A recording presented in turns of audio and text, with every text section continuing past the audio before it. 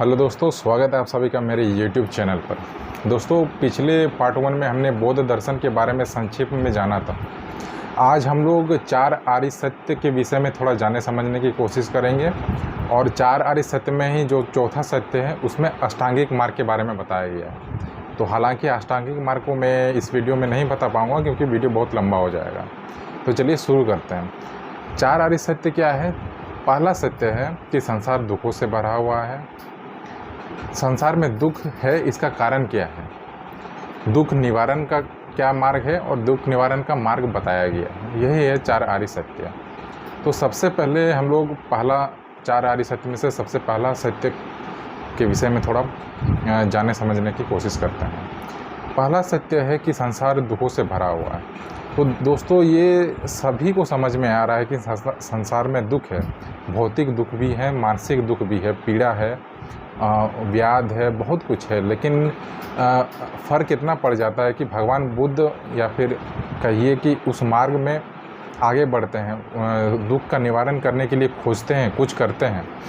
लेकिन हम लोग कुछ करते नहीं। हम लोग जानते हैं कि संसार में दुख है और उस दुख के साथ कॉम्प्रोमाइज़ कर लेते हैं, दुख के साथ जीने लगते हैं। लेकिन भगवान बुद्ध हुए या फिर महावीर हुए या फिर कोई भी संत महात्मा हुए, वे दुख को समझते हुए उसका निराकरण के लिए पॉजिटिव एटीट्यूड के साथ आगे बढ़ते हैं। तो दुख किस प्रकार है भाई? दुख है क्या? ये हम लोग समझने की कोशिश करते हैं। दुख देखिए, संसार में सबसे पहले भौतिक दुख है। भौतिक दुख में आपका कष्ट आ जाएगा, पीड़ा आ जाएगा, दुख दर्द है, रोग है, आपका मृत्यु महादुख है। तो ये सब जो कष्ट है सांसारिक कष्ट है, जीवन यापन के लिए अब तो गरीबी भी एक दुख है। मतलब विभिन्न प्रकार के दुख हैं।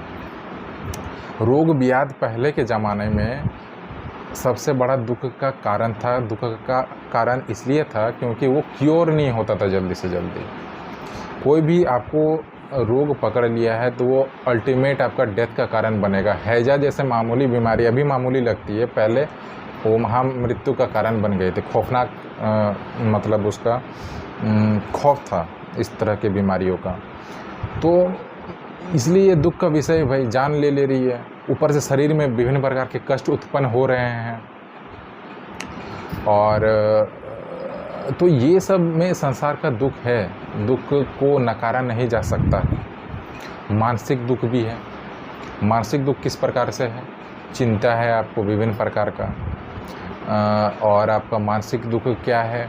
ईर्ष्या, जलन, मोह, माया। इंद्रियों के वश में जितने भी इंद्रिय तृप्ति के लिए हम लोग जो भी चीज़ कर रहे हैं वो हमें उल्टा हमें ही हावी कर ले रहा है।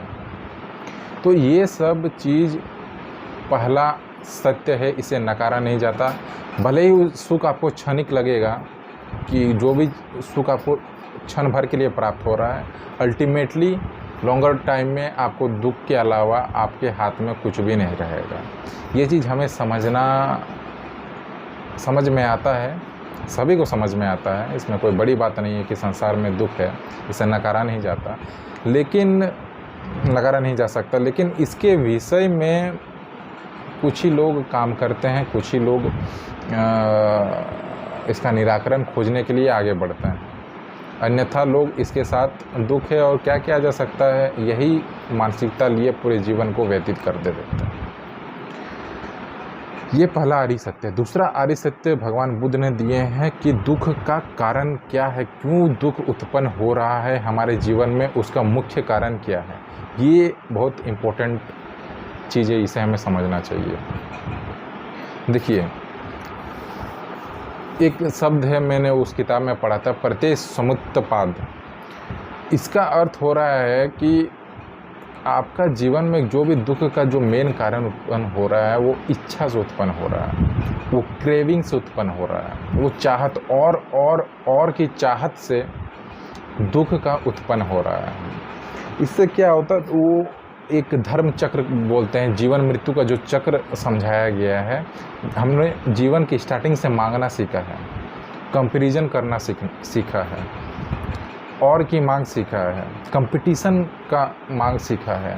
मतलब एंड द एंड हमें और चाहिए, डिग्रियां और चाहिए, इज्जत मान सम्मान। इसमें मतलब एक पागलपन की हद जब आ जाती है तब ये दिक्कत वहाँ होती है। देखिए, मान सम्मान पाना कोई ख़राब बात नहीं है, एक अच्छा जीवन व्यतीत करना ख़राब बात नहीं है, पैसा कमाना ख़राब बात नहीं है, अच्छा दिखना, अच्छा सेहत का मालिक होना, लेकिन ये जब एक पागलपन की स्तर हदें पार करने लगती है तब ये ख़राब हो जाता है। क्रेविंग जब आती है आदमी को, आदमी ये समझ नहीं पाता है कि वो इंद्रिय भोग में उतर गया, भोग विलास जिसे कहते हैं, कि अब वो अपने लिए नहीं कर रहा है, अपने सुख के लिए कर रहा है, अपने ईगो बूस्ट करने के लिए कर रहा है, तब जाके वहाँ गलती, तब जाके आदमी फंस जाता है, तब जाके आदमी कैद हो जाता है, गुलाम हो जाता है अपने ही आप, फिर ये जीवन चक्र में फंसता जाता है। ये जो मांगने का और ये फिर ये संस्कार जो हम लोग इम्प्रेशन जो इकट्ठा करते हैं, वही कहीं ना कहीं अगले जन्म में वही चीज़ लेके चले जाते हैं हम लोग। एंडिंग हमारा जीवन का हमेशा पॉजिटिव नोट पे होना चाहिए। ये मैं आपको बहुत ही सीधे साफ तरीके से बता रहा हूँ, जो मुझे समझ में आया है बौद्ध दर्शन क्या कहना चाहता है। आप अपने आप को भगवान तो बाद में बनाइए, पहले इंसान ज़रूर बना लें, कृपया करके अपने आप को इंसान बनाने की राह पर अग्रसर कम से कम रहे। भाई कोशिश तो करें अच्छा आदमी बनने का।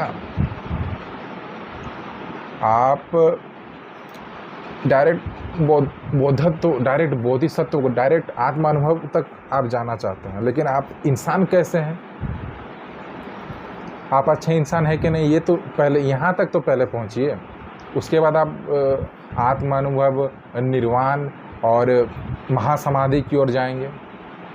तो ये कहते हैं आपका जो जीवन शुरू हो रहा है और जीवन जहाँ अंत हो रहा है, इस बीच में आप अपने आप को कम से कम शुद्ध, साफ, सच्चा मन का और अच्छे इंसान कम से कम बन ही जाएं, उसके बाद आपका अग्रसर का काम होगा।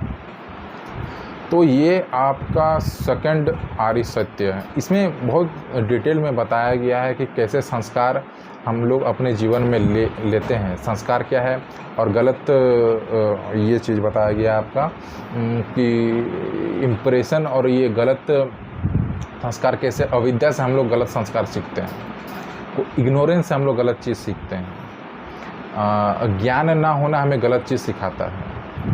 तो ये बहुत ही इम्पोर्टेंट चीज़ है कि हमें मतलब जीवन के शुरू से लेकर जीवन के अंत तक के बीच का जो समय जो भी करते हैं वो बहुत इम्पोर्टेंट है। हमें निरंतर अपना सुधार जीवन में लाना ही पड़ेगा अगर आपको आध्यात्मिक के मार्ग में जाना है। ये ऐसा मत सोचिए कि भैया 60 साल के बाद ही हम आध्यात्मिकता की ओर जाएंगे और पा रहे हैं फिर ज़िंदगी हमको समाधि मिल जाए, वैसा नहीं होता है, वैसा थोड़ी होता है जी। आप जीवन भर क्या किए हैं उसका क्या, इसलिए परिवर्तन आप अपने जीवन में लाना शुरू करें।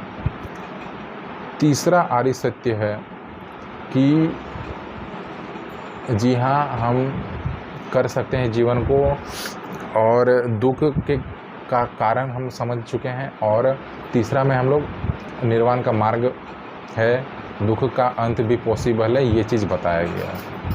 और चौथा आर्य सत्य में आपको बताया गया है कि 8 मार्ग क्या क्या है। उसमें सम्यक विचार है, सम्यक समाधि है, सम्यक आपका व्यवहार है, बोली है, इसमें 8 प्रकार हैं जिस प्रकार से आप निर्वाण को प्राप्त कर सकते हैं। ध्यान भी है कहीं ना कहीं, लेकिन ध्यान के बारे में लिखा नहीं गया है उसमें, तो वो एक डिटेल में मैं कभी आपको बताना चाहूँगा।